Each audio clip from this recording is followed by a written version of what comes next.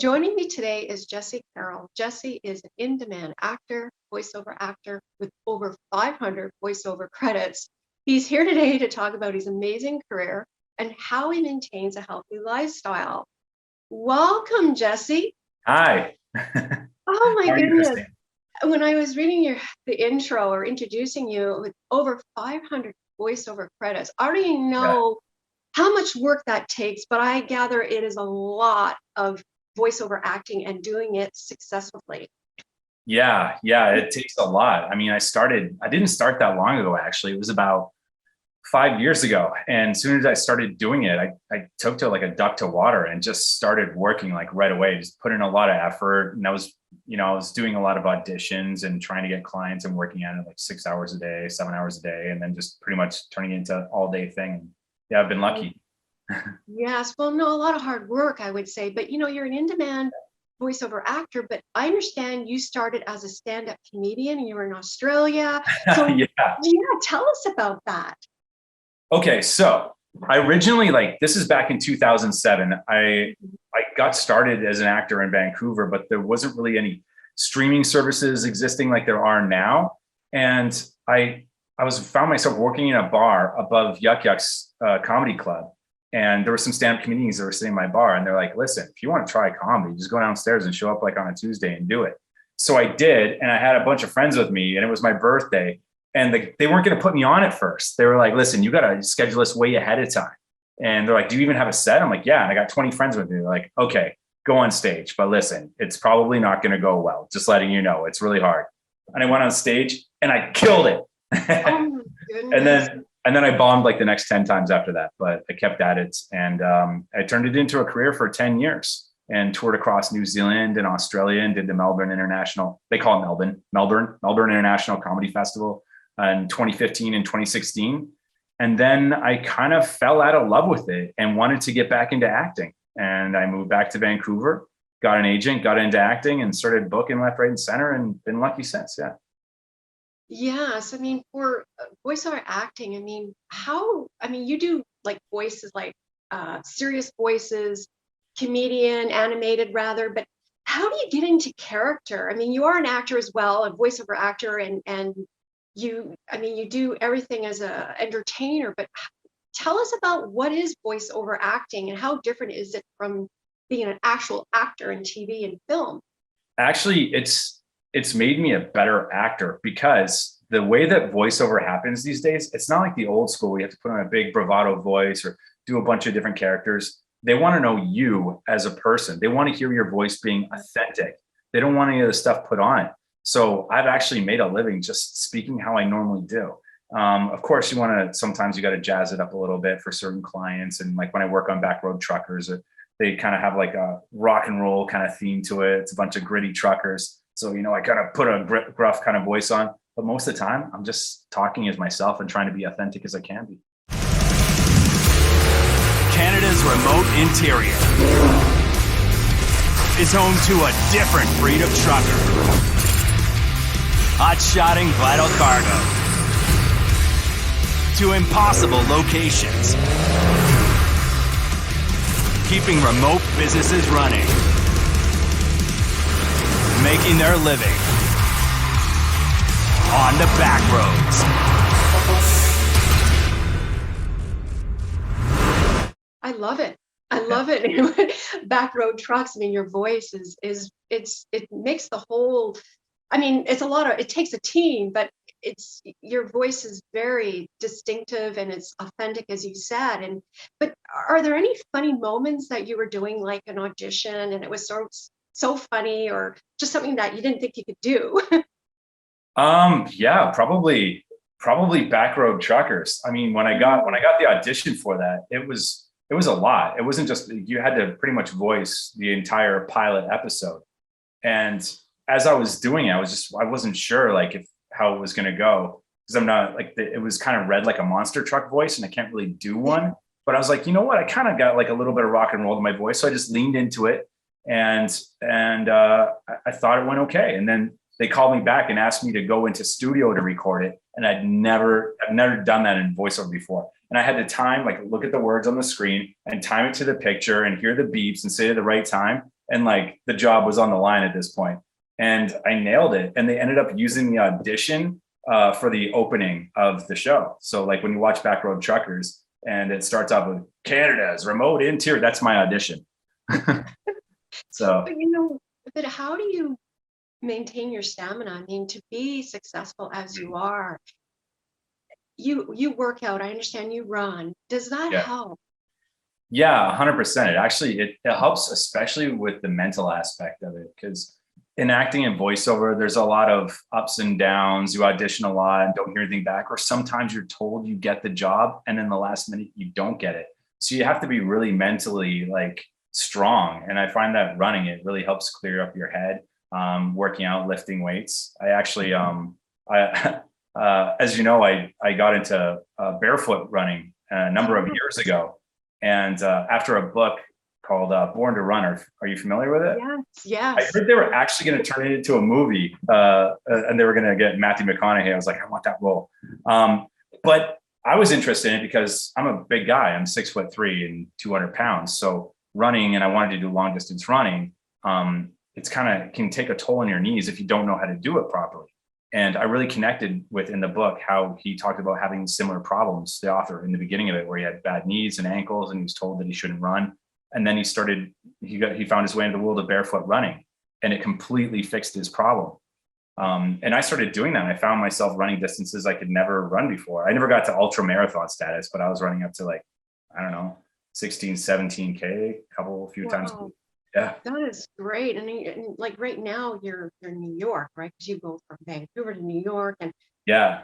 Are there some nice places that you like to run in New York? Yeah, I actually just lived down the street from Central Park. And I just started getting back into running because I actually had a really nasty injury last summer in Vancouver. I was training in parkour, and I did a jump from one gap to another. Do you know parkour? It's like that sort of, you run and jump off of things and do flips and all that.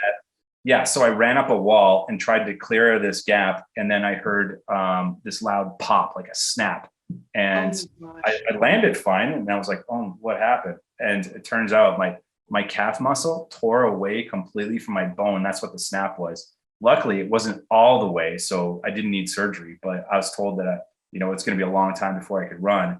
And they told me to stay off my feet for about 6 weeks. I actually recovered a decent amount in 6 weeks and could do a treadmill on a like no incline and just a slow pace.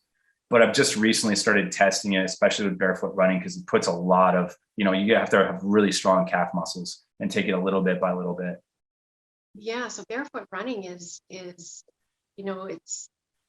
people when they buy shoes or buying supportive shoes. With barefoot running, it helps you, right? And yeah, running barefoot, like in Central Park or Vancouver here, or like how do you, here's the thing. In Vancouver, it's definitely easier in Vancouver, a little safer, especially when you're doing the seawall and, it's a nice clear day. You can see everything on the ground. You don't have to worry too much about things that you might step on. Or they make barefoot running shoes, which basically just puts like a very thin layer between your foot and the ground. I think Merrell and Vibram, they make a bunch of different soles for that kind of thing. And it's similar, but I mean, nothing beats like your foot actually touching the ground for sure. But it's definitely difficult finding a spot that's safe enough to be able to do it on the road. Yes. When you're in a trail running, then you can just go free. So when you get out, everything like track, trail, or the roads are good. It's change of scenery, change of terrain is really good for your body. Yeah, I believe. But like with that, how important is nutrition? Super important. It's so funny. I've tried so many different things. I tried to be fruitarian once. I tried to be a raw food vegan. I just did vegan. I've done vegetarian, and now I'm trying something new. Bear with me. I just found out about it. It's really interesting. And it seems to be giving me more energy and my skin's cleared up. I've always had to battle with acne, but this has like fixed it immediately. Have you heard of the carnivore diet? No, I so have not. Basically, all you do is you eat meat. That's basically it. No vegetables, no carbs, nothing processed. You're just having meat. I know it sounds crazy, but there was a bunch of doctors promoting it on YouTube, and I checked it out, and I was like, you know what? I'd like to give it a try and see if it fixed acne. And it did immediately. And I got a lot of energy. I sleep better. I've been doing it for about 2 weeks. I don't know if it's a long-term thing or maybe more of like an elimination style diet to find out what's been causing the issues, or maybe I've had too much inflammation, but there's definitely something to it for sure. Yes, I mean, do you notice your skin is clearer, right? It's smoother, looks It's healthier. unbelievably smoother and clear. Unbelievably. Yeah. Yes. So that's really wonderful. And I mean, and then there's hydration. I mean, do you drink lots of water? And Absolutely. It's funny. You know what? So I drink lots of water, and I've always drank lots of coffee, but yes. I've been finding out like my voice, I used to be able to go, and I think maybe age is a little bit with it too. I used to be able to go from the time I wake up to the time I go to sleep, and my voice would be so crisp, so clear, so fresh. But over the last year or two, like by the time I get to about 5 p.m. or sometimes a little earlier, depending on what I've been working on, my voice will start sounding a little rough. And I've been kind of experimenting with taking away my caffeine a little bit. And I think that's the culprit. I think coffee and not being hydrated enough, I mean, it sounds pretty obvious, has been affecting my voice more than it used to. So coffee is on its way out next. Yeah, that's hard to do, I would think, like, but maybe have 1 cup of coffee and then, a glass of water. I don't know. Like, you know what? That's probably okay. Yeah, that's not a bad idea actually, because usually I'm having like coffee when I record, so I'm having like 3 or 4 cups a day. Start going down to 1 cup, see where we go from there. Yes, and your voice is your instrument, and keeping properly hydrated and properly fueling your body with, nutrition and hydration and working out, it helps you become a better performer, which you already are, but it just helps, right? It's the whole 100%. Yeah. Yeah. The best actors always take care of themselves the most, for sure.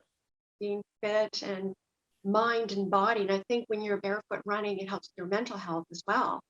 Definitely. Yeah. There's some, you know what? I forget what they said about it in the book, but there's some kind of like brain foot connection. I swear, like when you're touching the ground and you're feeling the ground and you're running, it's especially when there's nothing between it, just barefoot to track. Like, yeah. Yes. It's common. Jesse, do you have a mantra? Do I have a mantra? Yeah, I am a millionaire. I am a millionaire. You know what? I think if you say it enough time, visualization, with running or anything, when your body's moving, you perform better. You do everything better, I think. Mm-hmm. Do you agree with that? Like, when you're moving and you're thinking, the best ideas, the best work you can do is when you're moving, whether you're running or gardening or walking or whatever. Like, it keeps you balanced as well. And Definitely. These days when I'm running, I almost try to use it as a meditation, where I'm just thinking about the way I move and how my feet are moving, how my body's moving, and trying to just clear my mind of what's happening in the day. Especially in New York City, there's so much noise and things happening all the time. It's just overstimulation. So it's nice to go out and run and just like clear my head. Back in the day, when I was running and I was doing comedy, it would be tough because you would have all these like creative ideas that would pop into your head, and I'd have to stop and write down a joke, because if you don't write it down right away, you forget it immediately. So I'm running, and like there'd be times where it's like every like 30 seconds I have to stop, and it's so annoying, and write down a joke. Or I'm running with my phone and people think I'm on Instagram, and I'm like, no, I'm working. I swear I'm working. You're running with your phone. I had to. Well, I can't like pull out a piece of paper and I could, I guess, but that would be weird. Well, any advice or tips that you can give to our viewers? Sure. I mean, in regards to running or barefoot running, when you start doing it, don't do more than 10 minutes for your first time, if that, because you're running on the balls of your feet. And even though it won't feel like it, you're giving your calf muscles the most incredible workout they've ever had. And the next day, if you go too long, you will really feel it, and it'll be difficult to walk. You really got to stretch it out and don't push it. You really got to work up to long distance and barefoot running, just maybe increments of 5 more minutes at a time. And over the course of a month, 2 months, then you can start getting some serious clicks in. Yeah. I'm so glad to hear you found barefoot running. I mean, it's wonderful, to hear that. And other people will be listening, right, and thinking, well, maybe I should try it too. And voiceover acting too, because you've done Yeah. on Amazon, the list goes on. I'm trying to think of other ones that you've done, like I did um, Saks out here. That was interesting. This is a high-end clothing store. And they're like, we want your voice. And I was doing all these commercials for it. I did Orange Theory on the tag and a lot of their stuff. So Orange Theory Fitness. Yeah. So, I mean, like, is there any particular, I mean, I don't want to say any like that you enjoy most, like, or like, would it be Amazon maybe, or more animated, or does it depend? I don't know, honestly. Well, my favorite company to work for is Backroad Truckers with Matt Shuchuk, the creator, and the directors I get to work with on that. And that's a lot of fun. But in regards to like other specific companies, I just like working with other creative people. And sometimes I might work with a brand that's this amazing brand, and it might be kind of boring. And I might work with a little brand and have the most fun I've ever had in my life, because the person on the other end of the line is like, directing me in such a fun and creative way. And it's just I love getting on directed sessions and meeting new people. So that's probably my favorite part of voiceover. But anybody that's thinking about getting into voiceover, if any of your viewers ever thought about it, I actually find that there's a lot more people that want to get into voiceover than I ever imagined. As soon as I got into it, everybody was asking me about it. The best way to learn is just going onto YouTube and typing in how to start in voiceover. And you wouldn't believe, going down that rabbit hole, how much you can actually learn. And that's how I did it. I took classes after I was already making a living, 6 months down the road. Wow. Just to kind of fine tune, but most of it you can learn on YouTube. You're self-taught, basically, right? And 100%. do you have Self-taught, but you got to put the work in too. I did put the work in. I put a lot of work in. But I mean, I think that goes with anything. If you want to do anything and you really, really, really want it, you will find a way. Just don't give up and work hard at it. And you can find the time. If you think you've worked hard enough and you're sitting and watching Netflix, keep working. There's no time for Netflix. No, and you have your own studio too? Is that right? Yeah. I was lucky because I guess I kind of got into it when home studios were really starting to become a thing. And then the pandemic hit, and everybody that didn't have a home studio had to figure it out on the fly. So I was already way ahead of the game. I had a studio and I was ready to go. I was already pandemic safe when it happened. So luckily I was fine with that. But that's one of the first things any voiceover artist needs to learn, is how to set up a home studio, because it's all done like that now. And it's deceivingly difficult. It's not, you can't just put up some foam and get rid of reflections. There's actual kind of science to it, but you can learn it. And it's easy in the fact that it is learnable and it's on YouTube. Just takes some time. Well, I understand that as you go in for an audition, you are actually doing it on Zoom, right? Like, you're not really going in to the studio now. Is that correct? Right. Sometimes when I do Backroad Truckers, I go into a studio because I have to time it to picture. But most of the time I do it out of my own studio. So yeah, I've basically taken like a walk-in closet and converted it into a full-on sound studio. It sounds great. I used to have like this really expensive studio back in Vancouver that I had imported from Spain and built. And I was like, this beats that, hands down. So wonderful. Yeah. No, I mean, so where can people watch you and catch some of your shows? I understand your first role was Travelers TV series with Eric McCormick. Is that right? Yeah. So I was on Travelers. That was my first role ever. I played like this assassin who had like his tongue cut out. So I didn't have any lines, and I had to drive like this big Suburban around, but it was so technical. I was like already super nervous, and there's Eric McCormick right over there. And I had to like take the Suburban and drive it and park on this perfect angle so that they could film it the way they wanted to film it. Get out, grab this lady who was guest starring the episode, move her to the truck, get her in the truck, go back around, get in front, get back in the driver's seat and drive away on perfect angles and perfect timing. And I did it in one take, luckily, but it was like the most nerve-wracking experience I ever had. But yeah, I did that. I've done, I think, 7 Hallmark films. So if you watch Hallmark Christmas films, you'll see me. Definitely. Oh, great. So viewers out there, watch. But also, congratulate you on a judge for the 9th Annual Voiceover Arts Awards. Is that what? Yeah, they call them the SOVAs, the Society of Voice Arts Awards. Yeah, so I'm a judge, and yeah, it's a huge honor. It's a massive awards. It's a massive company. It's a massive awards ceremony. I think last year I think Jamie Foxx won an award last year. So it's all, Nice. you know, we're judging big time people, but it was nice to be able to be included like in that event as a peer, you know? Great. And so what is next for you? I mean, you've got, I know a lot of projects probably. Yeah. So in voiceover, like I've most of the stuff I've done is TV narration and commercials. That has been my bread and butter. There's one area that I've been wanting to conquer that I haven't conquered yet, and that is animation and video games. So right now, that is like one of my main focuses to get into that, and I'm starting to get a lot of really good bites. And pretty soon, I think something's going to click with that.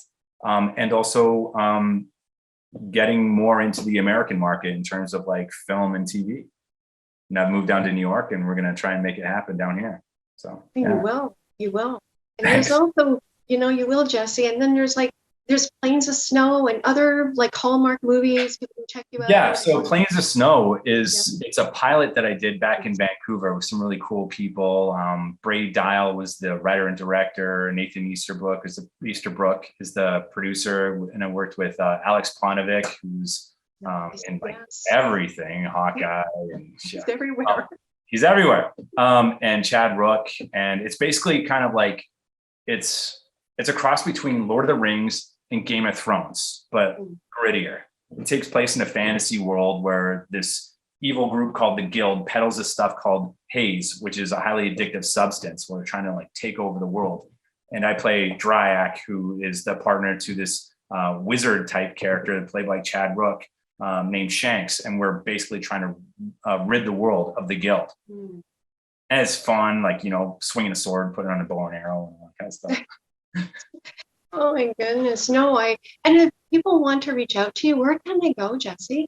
I'm on Instagram at jessearthurcarroll.com or Jesse Arthur Carroll. My website's Jesse Carroll VO, and my Instagram is Jesse Arthur Carroll at Jesse Arthur Carroll.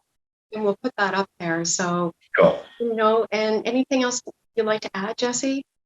Yeah, just one last thing I'd like to add. I just wanted to give props out to the crew from Smoke Eater.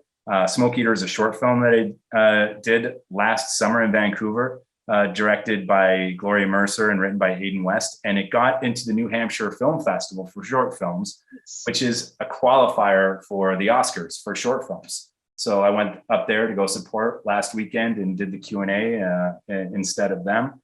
They had to be at another event in London. And it was a great cast and crew to work with. So I'm glad they're getting a lot of hype for it. It was wonderful to speak with you today, Jesse. I'd like to invite you back on the show. Thank you. I'd love to come back. Run With It is sponsored by the Rio Theater, Mallory's Fashion Network, and Craft Hair Academy.